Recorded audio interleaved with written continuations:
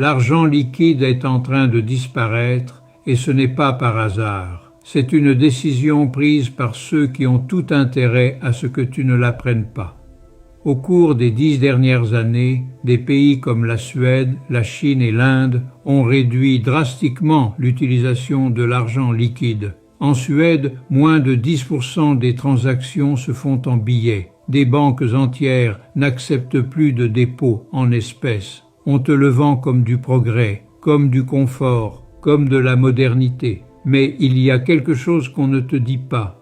Quand tout ton argent est sous format numérique, quelqu'un peut toujours le voir, quelqu'un peut toujours le geler, quelqu'un peut toujours le limiter, te faire payer pour le déplacer ou décider de ce que tu peux acheter avec. L'argent liquide est la dernière forme d'argent vraiment privé et vraiment à toi. Il ne laisse aucune trace, il ne nécessite aucune permission, il ne dépend d'aucun système en fonctionnement pour avoir de la valeur. C'est pour ça qu'on est en train de l'éliminer. Les banques centrales du monde travaillent en ce moment même sur des monnaies numériques d'État, des monnaies contrôlées directement par le gouvernement, avec la capacité de programmer ce que tu peux acheter, où et quand.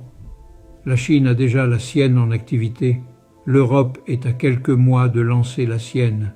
Ce n'est pas une théorie du complot. Ce sont des informations publiées par les banques centrales elles-mêmes. La liberté financière du futur ne sera pas seulement combien tu possèdes. Ce sera aussi où et comment tu le possèdes.